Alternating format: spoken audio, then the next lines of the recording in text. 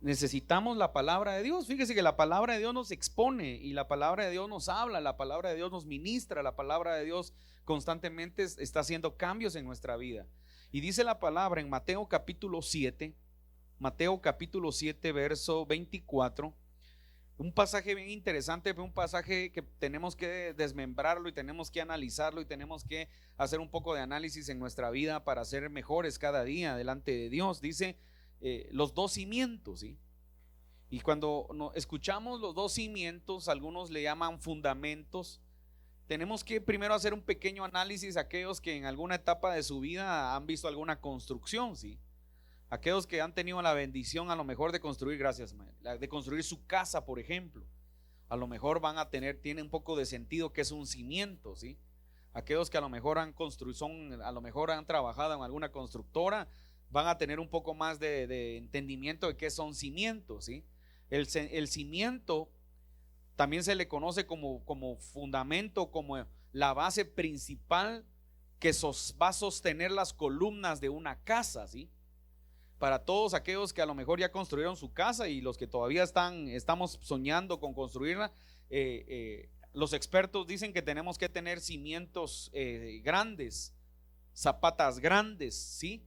Sólidos, que puedan sostenerse, que puedan aguantar terremotos, etcétera. Entonces cuando vemos nosotros lo que dice la versión Reina Valera, los dos cimientos, vamos empezando a generar un poco de pensamiento a qué se quería referir Jesús. Y dice, mire esto, pues cualquiera, repita conmigo, cualquiera. Me voy a detener porque hay una coma, entonces dice cualquiera. Eso significa, hermano, que la palabra de Dios siempre va a tener un efecto en nuestra vida, ¿sí? ¿Quién la quiera escuchar? Hay gente que escucha la palabra de Dios y solo la utiliza a conveniencia. Hay gente que escucha la palabra de Dios y no le pone importancia. Hay gente que escucha la palabra de Dios y no hace análisis crítico de lo que Dios está hablando. Hay gente que escucha la palabra de Dios y solo llena su etapa de venir de repente a la iglesia. Y esto va para todas las religiones del mundo. Mire, a las 6 de la mañana hay iglesias católicas que a las 6 de la mañana tienen la misa, ¿sí? Y ahí va la gente. Y hay gente que va a la misa, sale de la misa y a las 10 de la mañana ya está embriagado en su casa, ¿sí? En algún bar, en algún lugar. Estoy hablando, y lo mismo cristianos evangélicos, ¿va? Para que los que me vean acá en las redes, en línea, no vayan a pensar este pastor, ¿verdad? Está hablando en contra de los católicos. No, ponga atención. Hay cristianos evangélicos que también llegan a la iglesia solo a llenar su cuota no sé, de moralidad, ¿verdad? O de sentirse bien. Y cuando salen de la iglesia, hermanos, están en su casa peleando como perros y gatos, están en su casa también. Hay cristianos que se están echando los tragos, dicen por ahí, por términos coloquiales. Hay cristianos que están haciendo cosas incorrectas. Entonces, ¿por qué dice cualquiera? Pues que me oye estas palabras y las hace, o sea, y me voy a detener ahí para poder avanzar, porque lo más importante es preguntarnos en este momento, ¿cuántos hemos escuchado palabra de Dios y cuántos las hacemos? O sea, mire, cualquiera pues que me oye estas palabras y las hace, o sea que Jesús nos está hablando y en este pasaje Él está hablando y Él está diciendo, hay mucha gente que escucha, hay mucha gente que está escuchando, mira, pero dice, mire, que me oye estas palabras. Hay mucha gente que está escuchando mi palabra, pero la pregunta es, ¿quién hace lo que yo digo? Dice el Señor. ¿Quién hace lo que dice mi palabra? Y entonces, yo le voy a decir algo para avanzar. Mire qué poderoso esto. Es que esto es bien tremendo. Dice, le compararé a un hombre prudente que edificó su casa sobre la roca. Entonces, primero comienza Jesús, dice, lo voy a comparar a un hombre prudente. ¿Quién es un hombre prudente? El prudente es un personaje que tiene capacidad de raciocinio, ¿sí? O sea, tiene capacidad de entender, de pensar, de analizar y de entender. El prudente entendió, conoció y entendió. Y entonces aplica, ¿sí? Ese es el prudente. Por eso se llama prudente. Se recuerda que también la Biblia nos habla de las vírgenes prudentes e insensatas. Se recuerda que nos habla de que usted es prudente. Si dicen, por ejemplo, hablemos algo tan simple, va a escasear el azúcar en una semana, no va a haber azúcar, y usted ahora tiene azúcar en abundancia, ¿qué va a hacer? Va a ser prudente, la va a limitar, para que cuando esté el momento de la escasez usted diga, yo tengo azúcar. Poniendo un ejemplo así tan simple, tan vago, ¿sí? ¿Quién es el prudente? El prudente es el que siempre va a estar atento y nada se le va a pasar por alto, ¿sí? Porque está, por eso dice, en un nivel de prudencia, tiene un nivel de entendimiento, tiene un nivel de análisis, tiene un nivel de capacidad. Escuchó, procesó y entendió. Nosotros necesitamos siempre poder entender la palabra, poder procesar la palabra de Dios. Si no procesamos la palabra, mis amados hermanos, podemos correr el peligro de aburrirnos.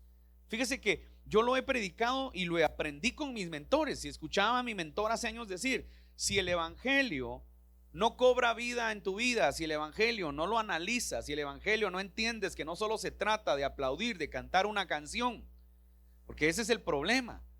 Hay gente, hermano, que viene a la iglesia si la alabanza le gusta, y si no le gusta la alabanza se va a otro lugar donde haya un gran moshón de alabanza. Y qué preciosa la alabanza, qué preciosa la danza, qué precioso, me explico, las trompetas, los metales, qué precioso, hermanos, es precioso. Los tambores, yo soy músico también en alguna etapa de mi vida y es alegre los tambores.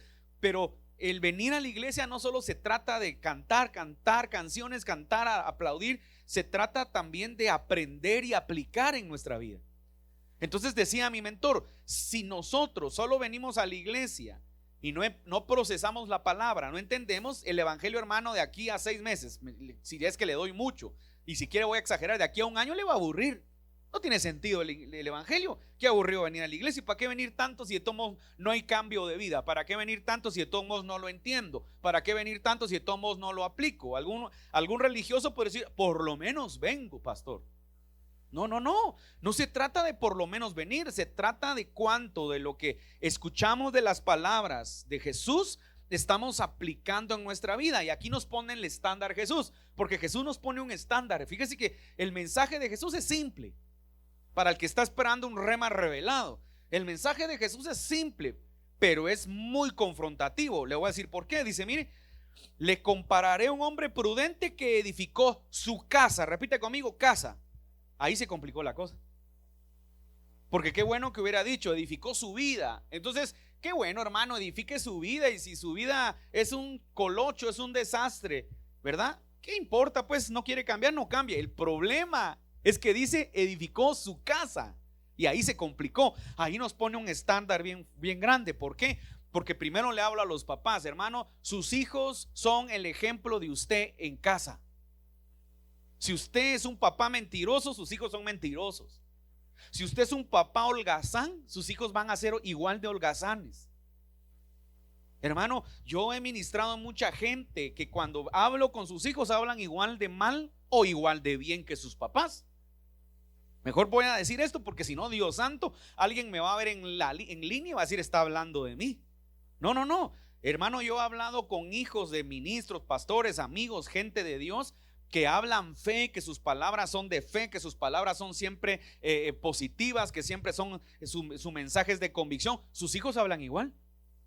Yo creo que ya le conté, ¿verdad? Para poner el ejemplo de las hijas del pastor Byron González. Una vez estábamos con mi esposa sentados en un lugar comiendo, y dice su hija: pastor, nosotros veníamos de tal país y ya yo traía un montón de maletas, pero como mi papá nos ha dicho que la fe mueve montañas, y mi papá nos ha dicho que tenemos que declarar, yo declaré que en la aduana no nos iban a cobrar todo lo que traíamos. Entonces yo, cuando miraba hablar a esa niña, evidentemente, ya no niña, señorita, estaba viendo hablar a Byron, al profeta Byron, ¿sí?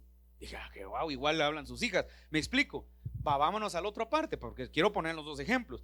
Pero si usted habla, es una persona pesimista, una persona mediocre, una persona negativa, sus hijos, ¿cómo cree que van a hablar? No se puede, mi hijo, aquí no se puede en esta vida. Cuando yo hablo con su hijo, con su hija: ay, pastor, no se puede. Porque es el condicionamiento psicológico que están trazando tus padres en tu mente, en tu corazón. Ahora le hablo a los hijos. Por eso nosotros como hijos, hermano, porque todos tenemos la faceta de hijos, necesitamos conocer a Dios personalmente, no solamente porque su papá lo trae. Usted, joven, usted, señorita, necesita conocer a Dios para que el evangelio tenga sentido. Porque le voy a decir una cosa: a veces el evangelio no está funcionando en nuestros papás. Estoy hablando generalidades, por favor. Estoy hablando algo general. Pero entonces tiene que funcionar en mi vida. Ah, como no le funciona a mi papá, a mi mamá, yo tampoco vengo a la iglesia, no quiero saber de Dios. No, no, no, no. El evangelio tiene que funcionarle, porque el evangelio es vida.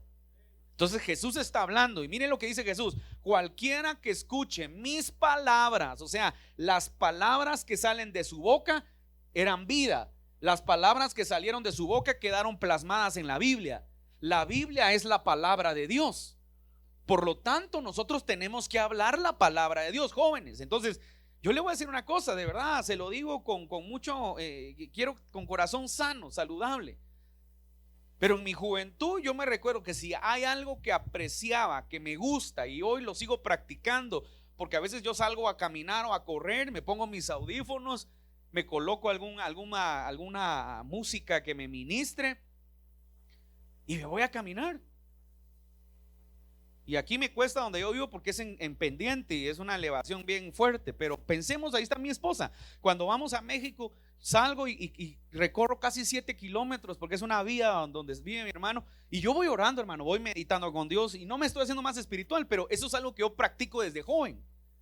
Y voy hablando, voy meditando con Dios, me voy ministrando, voy declarando, voy orando por la iglesia, voy orando por mis hermanos, voy orando por los empresarios, voy orando por la gente que es fiel, oro por los que no tienen la revelación y no son fieles con Dios en muchos aspectos, oro por los que no son fieles en cumplir con sus privilegios, oro por los que son fieles. Hermano, yo me tomo el tiempo, ¿sí? Y para mí eso me llena y para mí eso es una bendición. Entonces, como joven, lo hice como joven, ahora lo hago como viejo si usted quiere, y lo practico, porque el evangelio sí funciona. El problema es cuando nuestra casa no está fundamentada. Mire, la comparé en un hombre prudente que edificó su casa sobre la roca. Entonces, ahora es bien interesante poder entender un poco, ¿sí? Entonces, en aquel tiempo Jesús siempre hace una alegoría de cómo se realizaban las construcciones en aquel tiempo, ¿sí? Y dicen algunos que en aquel tiempo se buscaban los lugares donde hubiera alguna especie voy a utilizarlo para que usted me entienda rápidamente, porque no es una clase de suelos ni de ingeniería de suelos, ¿sí? Que se buscaban lugares sólidos donde pudieran sostenerse, porque en aquel tiempo también existían muchas fallas geológicas y habían muchos terremotos y entonces se buscaban lugares donde hubieran espacios sólidos, y por eso dice sobre la roca, para que cuando vinieran problemas, que en aquel tiempo no va a creer que si ahorita con drenajes, supuestamente con puentes, mire, colapsó Villanueva ayer, estaba diciendo alguna hermana, 7 horas en el tráfico. Qué bueno que se fue este alcalde de Villanueva, que no hizo nada ni hará. Ojalá que el que entre haga algo. Colapsó el tráfico 7 horas. Y en su misericordia, hermano, de verdad yo le voy a decir que es la misericordia de Dios. Tenía 7 horas de estar y le digo: Señor, ábreme el camino, ya no aguanto, ya estoy cansado. Y de repente quitan unos espacios que están ahí y me meto y salgo. Si no me hubiera hecho, creo que 10 horas en la cola. Así de milagroso fue el Señor. Ahí está Pablo Alejandro y mi esposa de testigo. Entonces, ¿por qué le pongo este ejemplo? Si ahora con drenajes, hay caos total cuando llueve, no, dígame en aquel tiempo que no existía nada de esto. Entonces, por eso se buscaba que el que edificara con entendimiento y con sabiduría, y buscara la mejor tierra, la mejor ubicación o la mejor manera de edificar su casa para que su casa no cayera. Pero Jesús comienza poniendo el fundamento diciendo: edificó su casa. Entonces nuestra casa, yo le hago la pregunta antes de avanzar con el texto bíblico, porque ¿cuáles son las palabras de Jesús? ¿Cuáles son esas palabras? Y esas palabras son las que están escritas en la Biblia. Entonces dice: edificó su casa. Entonces yo le voy a preguntar: ¿cómo vive usted en su casa? Eso sería la primera pregunta. ¿Cómo vive con su esposa? ¿Cómo vive con sus hijos? ¿Está viviendo como perros y gatos? Porque uno dice perros y gatos. Bueno, yo sí vino algunos perros que persiguen a los gatos. También he visto algunos gatos que duermen encima de los perros, ¿eh? Pero esos son cuates. Cuando Tom y Jerry están de buenas, no están peleando, ¿verdad? Cuando Tom y Jerry están peleando, me caía mal que siempre ganaba Jerry. O sea, quiere decir que me gustan más los gatos que los ratones. Pero ¿a qué voy? Pero ¿cómo vive usted en su casa? ¿Cómo vive? ¿Practica la palabra? ¿Vive la palabra? ¿Sus hijos son ejemplo de lo que usted es? ¿O usted vive una vida en la iglesia? Estoy hablando general, no estoy hablando solo para esta iglesia, sino para los que nos ven. ¿O vivimos como vivimos? Cuando venimos a la iglesia, hermano, todos venimos bien guapos, todos venimos bien espirituales, todos venimos bien cristianos, ¿verdad? saludamos bien espiritual, Dios le bendiga, hermano, pastor, ¿verdad? Pero ¿cómo es en su casa usted? Estoy hablándole en general, hijos, esposa, es como hijo, es rebelde, es malcriado. ¿Qué dice el apóstol Pablo? ¿Qué dice el apóstol Pablo? Esas son las palabras de Jesús. Aquí era Jesús hablando, pero hoy las palabras de Jesús es la palabra de Dios. Padre, no exasperéis ¿a qué? A nuestros hijos. Pero mire, pues porque dice uno, ¿verdad? Se puede poner el patojo así mero brincón y decir, ya vio papá, no me puede estar fregando. No, pero dice, pero hijos, no exasperéis a vuestros padres. O sea, el estándar de la palabra es, tú tienes que vivir una vida equilibrada en la verdad. El estándar de la palabra es, no puedes ni exasperarlo, pero tampoco ser tolerante. Y a los hijos de la misma manera. Entonces, ¿qué nos está enseñando? No podemos pretender solo, ¿verdad? Porque a veces pasa eso. La gente se queja y mañana ya no se le puede decir nada al joven, a la señorita, al hermano, porque se ofende. Es que me estaba hablando, no, eso el que la Biblia dice no exasperéis y esté buscando un equilibrio, no quiere decir que no se te pueda llamar la atención, o no se te pueda decir que eres un holgazán, o no se te pueda decir que eres un mediocre, o no se te puede decir que tienes que corregir ciertas áreas de tu vida, o tienes que corregir aún tu vida espiritual, o tu vida espiritual no marca bien. ¿Me explico? O sea, eso no quiere decir que a la gente no se le pueda decir nada. Entonces, ¿cuáles son esas palabras? Las palabras de Dios, por ejemplo, es el amor. ¿Qué dice la Biblia del amor? El que no ama, ¿qué? Ayúdeme si usted tiene palabra, tiene código de la palabra. El que no ama no ha conocido a Dios, porque Dios es amor. Ok.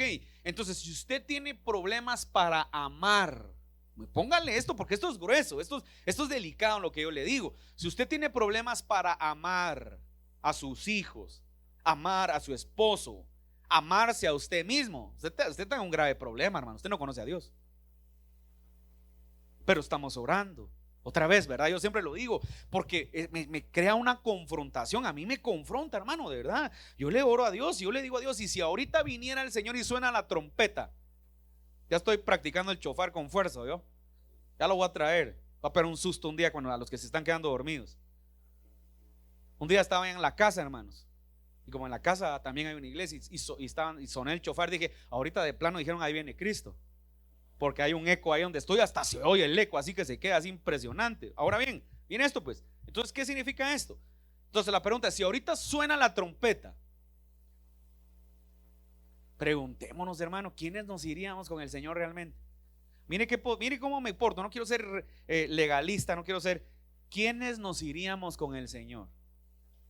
Porque hay hermanos que no se hablan con los otros hermanos, ¿verdad? Estoy hablando generalidades. Hay hermanos que no le dan al Señor lo que le corresponde. Hay hermanos que viven una doble vida. Había un hermano en la iglesia donde crecimos, donde salimos nosotros, hermano, que bien lindo servía, el hombre atendía al Señor y todo. Y cuando pasaba 4 cuadras de la iglesia sacaba su cigarro y a veces hasta uno de marihuana se echaba. ¿Me explico? Entonces, ¿a qué quiero llegar yo? Entonces, hay gente, hermano, que tiene su corazón con amargura, con rencor. Hay gente que la agarra contra el pastor. ¿Sabía usted que hay gente que la agarra contra el pastor? El pastor de plano hablando de mí está, hermano, porque estás en una crisis existencial de tu alma, que piensas que todo lo que se dice es en contra tuya. Tipo el FBI, ¿verdad? Tiene derecho a permanecer callado, o todo lo que diga será usado en su contra. Así nos sentimos. Entonces a veces, hermano, tenemos que, toda la pregunta, si suena la trompeta y nos fuéramos por los, ¿quiénes se van a ir? Fíjese que eso es bien tremendo, eso es bien delicado preguntarse eso. ¿Será que estoy listo para partir con el Señor? Estoy hablando del arrebatamiento. ¿O será que nos vamos a quedar? Yo llego a una conclusión y me voy a hablar así para no decir, yo creo que muchos nos vamos a quedar. O sea, no, porque si digo se van a quedar, va a decir, pastor, ya cree que tiene las alas de ángel, como aquel canto, ¿verdad? De este Billy Bunter, alas de querube, ¿verdad? Que por cierto nunca entiendo mucho ese canto. Un día lo vamos a descifrar bien, ¿verdad? Porque no entiendo de qué está diciendo el brother ahí. Pero aquí voy, ¿va? Alas de querube, ¿va? No. Yo creo que la iglesia, fíjese, eso lo digo estudiando un poco de escatología. Yo llego a una conclusión y comparto lo que algunos teólogos dicen. Yo creo que la iglesia va a tener que pasar una parte, si no es que toda, de la gran tribulación. Porque la gran tribulación tendría que ser el último filtro, Porque con todo el respeto, hermano, como estamos viviendo el evangelio, yo no creo que nos merezcamos irnos a la gloria, que te llamen, te vistan con cuerpo glorificado y te digan, vamos, no, hermano, si nos damos cuenta cómo vive la gente. Me llama un pastor, gran amigo, siervo de Dios, porque gracias al Señor tenemos amigos y nos ministramos a veces cuando necesitamos también, los llamo o pido oración. Me llama hace unos meses y me dice, mira, pastor, estoy un gran clavo, profeta, necesito que me des un consejo. ¿Qué hago? ¿Verdad? Tengo a 2 líderes en la iglesia y el esposo se metió con la esposa del otro líder y las otras. ¿Qué hago? ¿Qué le digo a la iglesia, hermano? Entonces yo le digo esto, así está, el pecado está atacando a la iglesia. Y entonces por eso le pregunto, ¿quiénes nos iríamos con el Señor? Se lo dejo ahí para que medite. Si será que todos nos levantaríamos, ¿verdad? Y de repente algunos necesitaríamos, sí, vos échame una ayudita aquí que me levante junto con vos, o me agarro el zapato ahí de Eric para arriba. Entonces dirá lo que dice la palabra. Vamos rápido, dice, le compararé a un hombre prudente que edificó su casa sobre la roca. Entonces la casa es importante para Dios. Nuestra casa es importante para Dios. Tu familia es importante para Dios. Tu vida es importante para Dios. ¿Cómo conocemos, cómo nos relacionamos con Dios? Porque en la casa, hermano, hay relación. En la casa convivimos. En la casa tus hijos andan sin zapatos. En la casa tú también andas de repente sin zapatos. De repente hasta en calzones. Porque hay privacidad, me explico. Dios guarde, toca la puerta. ¡Ay, ahí viene el pastor! Sales corriendo a cambiarte. ¿A qué vas a hacer? Me explico. En la casa, hermano, hay intimidad. Entonces Jesús dice, me es importante que entiendan cuál es el fundamento que tú estás construyendo en tu casa, porque te tengo una buena y una mala noticia, dice Jesús. Mira esto: descendió lluvia y vinieron ríos y soplaron vientos y golpearon contra aquella casa. Descendió lluvia, repita conmigo, la lluvia. La lluvia está tipificado como la palabra, la lluvia moré, la palabra de Dios. ¿Sabes una cosa? Va a descender lluvia y la palabra te va a pegar y te va a confrontar. Y si tu vida no está fundamentada en la palabra, la misma palabra va a tener una consecuencia sobre tu vida. Porque si no estás bien, la palabra te va a confrontar. Imagínense que David, lo que decía el hermano Jorge ahorita, David se atrevió, el chulo, porque todos quieren la unción de David. Usted preocúpese por tener la unción que Dios le dijo que le iba a dar a usted, no la de David. Porque la de David, para mí, la de David se oye poderosa porque mata gigantes, pero también mata gente inocente. Se oye poderosa porque mata a Goliat, pero también mata y es adúltero y se mete con mujeres, esposas de otros hombres. Entonces yo no quiero esa unción, Dios me guarde, ¿verdad? Claro, tiene un corazón el ingrato, un corazón que se arrepiente, se quebrante, Dios lo perdona. Pero mire qué interesante, David con todo el derramamiento de sangre que hizo, porque mató, así como mató a gente incorrecta, mató a gente inocente. Bueno, llevaba la sangre de Urías Eteo en su historial. Es increíble. Urías, dice que Urías era de sus valientes, de los valientes de David, que estuvieron con él en la cueva de Adulam, y lo mandó a matar sin piedad. Imagínense qué diabólico lo que hizo David.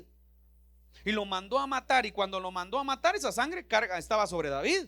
Le van a pedir cuentas a David por esa sangre. Y entonces el chulo todavía se atreve a pedirle a Dios construir templo. Imagínense, construir la casa de Dios, y Dios le dice que no por la sangre que ha derramado.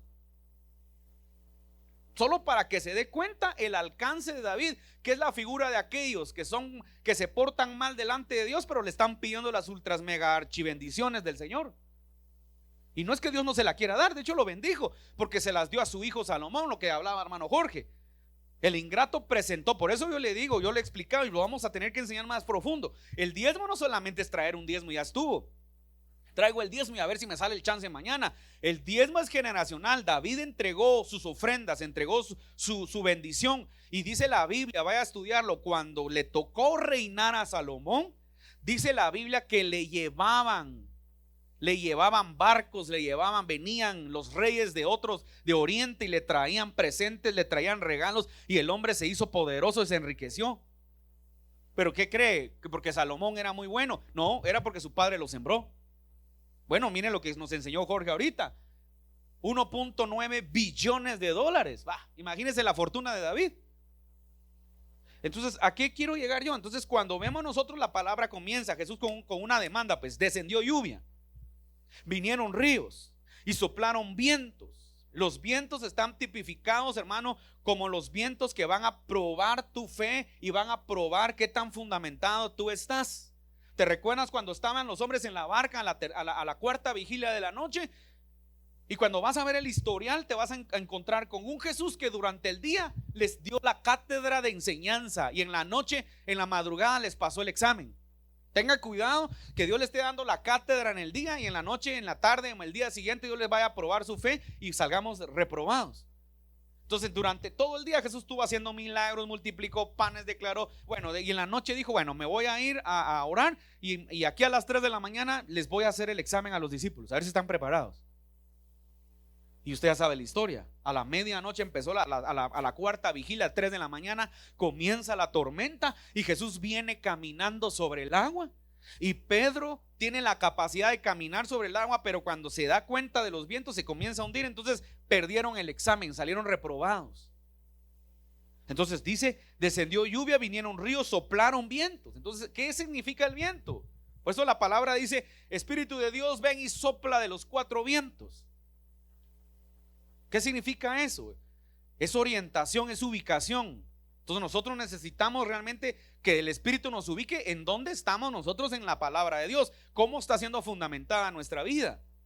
Mire, y no cayó, o sea que el secreto fue que el que escuchó las palabras de Jesús, edificó su casa, tiene su casa con la palabra de Dios, tiene el amor como fundamento, tiene la verdad como fundamento, tiene la tolerancia como fundamento. Miren qué interesante. Tiene la certeza de la palabra como fundamento, es obediente, repita conmigo, obediencia. Entonces, el que practica tales cosas, mire, edifica su casa sobre la roca. Y cuando vienen los problemas, no va a tener deficiencias que te van a venir a traer abajo. No va a haber acusación que Satanás tenga que te va a derribar. Yo le digo algo, hablaba con uno de los profetas en la vigilia que tuvimos de oración. Mire, ¿sabe cuál es el peor error de la gente? Cuando la gente te dice, pastor, puede ir a orar por mi comercio, mi negocio, mi empresa, mi profesión, lo que sea. Y bueno, pues vamos, va, hermano. Y la gente, he estado en muchas empresas donde hombres me han dicho, pastor, quiero santificar, así, hasta esas palabras, quiero levantar un altar de adoración en mi empresa. Bueno, entonces yo les digo, lo vamos a hacer, pero tenés que estar en orden. Tenés que buscar a Dios, tenés que ser, yo se lo digo, a veces voy y a veces yo no soy el pastor de ellos. Tenés que ser fiel con tu pastor, fiel con tus diezmos, fiel con ofrendas, porque si no lo eres, se te derriba esto. Sí, pastor, aquí va a ser un lugar hasta, y he llegado a empresas donde hasta cuartos de adoración tienen. A los meses, adulterios, fornicaciones, en la oficina teniendo relaciones con sus secretarias. Y yo he visto gente, y le podría dar nombres, por ética jamás lo haría, de cómo gente se ha quedado en la calle después de ser millonarios. Porque no, una cosa es que usted sea un empresario que tenga dinero, otra cosa es que usted haya sido millonario. ¿Por qué cree que pasa eso? Porque se atrevió a decir esto es para Dios, y después lo que era para Dios usted mismo lo corrompió, siendo insujeto, siendo impuntual con el Señor, siendo alguien que perdió el principio. Entonces yo le digo a la gente, mejor, si no vas a ser fiel con Dios, mejor no entregues nada a Dios, o mejor seguí orando. Y ¿sabe qué? Un par de personas en alguna ocasión me lo dijeron, ay no, mejor pastor, mejor no ore. Imagínense la dureza del corazón. Entonces aquí la palabra, ¿qué nos está indicando? Nos está diciendo, mis amados hermanos, que vamos a ser probados. Entonces aquí nos lo fundamenta Jesús. Mire, y golpearon contra aquella casa y no cayó, porque estaba fundada sobre la roca. O sea, y usted ya sabe que está tipificado, la roca es Cristo, ¿sí? El fundamento de la vida cristiana es Jesucristo. Y todo el que tiene a Jesús en su corazón va a aprender a sobrellevar cualquier circunstancia que esté viviendo. Hermano, yo sé, hay gente que está pasando por momentos tristes. Mi hermana Karin, por ejemplo, esta semana partió su padre. Se vale, como dijo un hermano, se vale llorar. Jesús lloró. Se vale llorar. Pero dice la Biblia que la paz que sobrepasa todo entendimiento, o sea, va a venir una paz que aunque nadie lo entienda, ni tú mismo lo entiendas, Dios te va a dar tranquilidad, Dios te va a dar confianza, Dios te va a dar fortaleza. Pero solamente si estás en Cristo. Ahora mire esto, pero cualquiera que me oye estas palabras y no las hace, o sea, el problema es escuchar y no hacer. Esto es lo que Jesús nos está diciendo, hermano, y con esto voy avanzando. Vení, Erika, aquí. Mire, aquí es donde se pone complicada la cosa, porque dice: cualquiera que me oye estas palabras y no las hace. Hermano, hay muchas palabras que Dios da a la iglesia y la gente no hace nada de lo que dice la palabra de Dios. Hay gente que Dios le está hablando y no obedece lo que Dios le está hablando. Hay gente que está teniendo sueños, visiones, revelaciones, palabras proféticas. Dios le habla a un profeta en la esquina de otra iglesia, se va a otra iglesia, le da palabra y la gente no entiende. Mire, pero cualquiera que me oye estas palabras y no las hace, tenga cuidado de no estar haciendo lo que Dios le dijo que tiene que hacer. A mí me daría miedo que Dios se me aparezca en cualquier lado y me esté diciendo lo que tengo que hacer y no lo hago. A veces le digo a la gente, yo lo enseño, como profeta lo enseño, le digo: no se alegre que donde quiera que va le dan palabra, porque si le dan palabra donde quiera que va, a lo mejor algo no estás haciendo para Dios, por eso te dan y te dan palabra. Porque cuando yo necesito decirle algo a mis hijos, una vez se lo digo, máximo 2. Pero si yo se lo tengo que decir 5 veces, hay una deficiencia ahí de obediencia en ellos, y también una deficiencia de tolerarlo yo. Entonces, si Dios te estaba de hablar y tú dices: ay, qué lindo, donde quiera que voy siempre me dan palabra, pon atención qué es lo que te está diciendo Dios, porque a lo mejor no estás poniendo sus palabras por obra. Y entonces dice: pero cualquiera que me oye estas palabras y no las hace, le compararé a un hombre insensato. Una versión, creo que la 1909 dice: le compararé a un hombre tonto. ¿Quién es el tonto? Hay otra traducción que dice: a un insensato. ¿Quién es un insensato? Se recuerda que hace unos meses le hablé. Un insensato es un estúpido. ¿Quién es un estúpido? Suena grosero, suena grotesco, suena abusivo. No se ofenda. Un estúpido es alguien que no tiene raciocinio, es alguien que no analiza lo que Dios le está diciendo, es alguien que le están diciendo: si te vas por ahí te vas a caer. Yo me voy por ahí. Así, aunque el ejemplo sea muy exagerado, yo he conocido gente así. Mira, no deberías de hacer eso porque no, yo así lo voy a hacer. Como dijo un hermano por ahí: yo estoy orgulloso de mi orgullo. ¿Sabía que hay gente que dice así? Aunque usted no lo crea, aunque le dé risa. Entonces, cuando Dios nos está dando directrices, pero nosotros no obedecemos lo que Dios nos está hablando, hermano, nos vamos a meter en un grave problema. Y Jesús nos está diciendo acá que el que oye sus palabras y no las hace es un tonto. Así dice la versión, búsquela, de 1909, es un tonto. Hay tontera en él. Y decía aquella película de Forrest Gump, decía: chico tonto, le decían a Forrest Gump, y Forrest Gump respondía: tonto es alguien que hace tonterías, señor.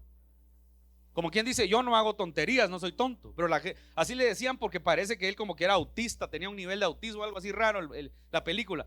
Pero así respondía Forrest, decía: tonto es alguien que hace tonterías, señor. Entonces hay un montón de tontos espirituales que no están poniendo en práctica la palabra que Dios nos está dando. Hermano, pongamos en práctica la palabra, hermano. Este es tiempo de buscar a Dios. Este es tiempo de, mire lo que está pasando en Guatemala. Usted no tiene idea qué pueda pasar en cualquier momento. Cada hora no sabemos qué va a pasar.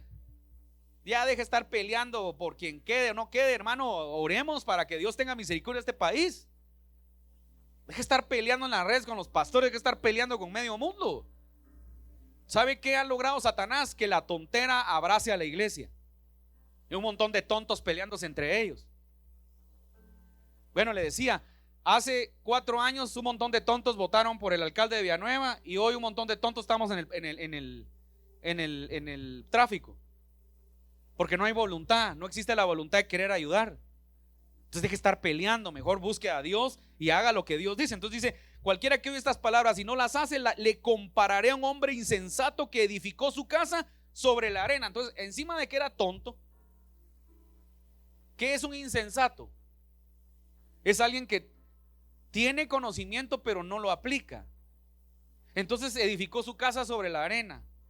Mire, y descendió otra vez. Entonces vino la prueba otra vez. Entonces, ¿qué nos dice Jesús? Miren esto, porque aquí se centra el mensaje. Entonces, lo que significa esta palabra es que así como están estas dos filas, hermano, ambos vamos a ser probados, sea cristiano, sea católico, sea alguien que ame al Señor, o sea que no, usted y yo vamos a ser probados.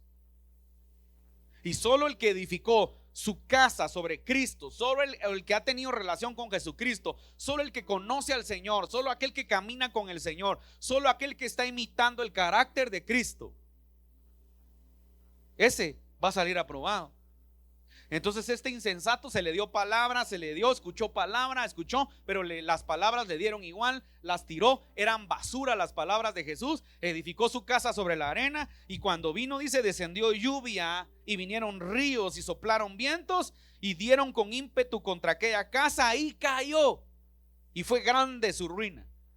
Porque todos aquellos que son desobedientes, que Dios está hablando, que vienen a la iglesia, que son cristianos de 10, 5, 20, 30 años de estar cristianos, pero no aplican la palabra, son a los que usted siempre se va a encontrar con crisis en su vida. Y te lo digo porque vengo de tercera generación de ministros y conozco gente fiel, gente que todavía la recuerdo. Algunos ya murieron y yo digo, wow, qué ejemplar esa hermana, me daba ejemplos de vida. Por ejemplo, voy a mencionar a héroes de la fe contemporáneos. A mi hermana Amanda Alvarado, la mamá del pastor Beto Alvarado, el apóstol Beto, ¿sí? Una de mis maestras.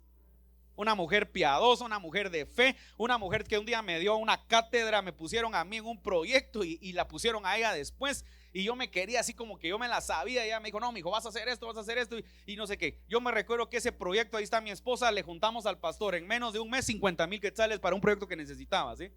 Yo solo había juntado como 10,000. Una mujer piadosa, una mujer de ejemplar, una mujer de Dios, una mujer que alababa al Señor, una mujer que se paraba en la alabanza. Entonces es una mujer que yo hoy veo a sus generaciones, a su hijo, a sus nietos bendecidos, y Dios todavía sigue dando testimonio de ella aun cuando ya está muerta. Y me voy contra otra parte, no voy a dar nombres porque sería antiético. Gente que todavía está viva, cristiana mediocre, que hoy está bien, mañana está mal. Hoy es fiel con Dios, mañana no. Hoy está alegre con el Señor, mañana está peleando con medios hermanos. Hoy está en una iglesia, mañana se va a otra. Siempre una vida mediocre, una vida no testimonial y una vida donde deja mal testimonio. Conozco a mucha gente. Aquí han habido personas así. Vienen de otro lugar, se van a otro lugar, se van. ¿Y por qué? Porque andan buscando posiciones que no merecen, porque no son fieles ni primero con Dios, después con sus pastores, y jamás dan testimonio delante de los demás. Se lo digo con la palabra, aquí está la palabra. Entonces cuando vienen las pruebas, cuando la palabra te pega, hermano, y tú no estás sobre el fundamento, te va a derribar. Cuando el viento del Espíritu viene y tú estás en una condición incorrecta, te va a derribar. No vas a mantenerte. Mire, y cuando terminó Jesús estas palabras, mire, repita conmigo, palabras. Mire qué poderoso. Cuando terminó Jesús estas palabras, la gente se admiraba de su doctrina. Repita conmigo, dogma. Repita conmigo, didáscalos. Repita conmigo, enseñanza. Cuando la gente se dio cuenta que lo que él enseñaba, él lo vivía, que lo que él enseñaba, él lo practicaba, que lo que él enseñaba, la gente daba testimonio de él, se quedó maravillado. Miren lo que dice, porque les enseñaba como quien tiene autoridad y no como los escribas. Les enseñaba con su vivencia, les enseñaba con la verdad, les enseñaba con su ejemplo. No hablaba solo por hablar, no hablaba solo teoría, no hablaba cosas que él no vivía. Eso es lo que la Biblia está diciendo. Y eso es lo que necesitamos en este tiempo. La iglesia de Cristo necesita hablar con vivencia, hablar con verdad, hablar con misericordia, hablar con compasión, hablar con palabras de vida. Pero todo comienza en casa. Repita conmigo, casa, casa, casa. Todo comienza en mi casa.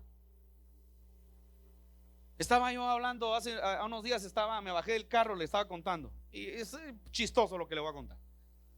Pero es lo que estamos enseñándole a nuestros hijos. Y entonces estaba sonando una canción vieja de Soda Stereo y Viaje del Amor de TV Taller, de música ligera. Entonces yo le cambié la letra y le inventé una canción a Tiago, ¿sí? Me inventé una canción ahí por molestarlo. Tiago el amor, de Tiaguelo. Ay, papá, me dice, yo no, deja de estar cantando eso. Yo soy cristiano y soy profeta, me dijo. Así me dijo, deja de estar cantando eso. Me maté de la risa, no me paraba de reír con mi esposa. ¿Por qué? Porque es lo que estamos enseñando en nuestra casa, ¿me explico?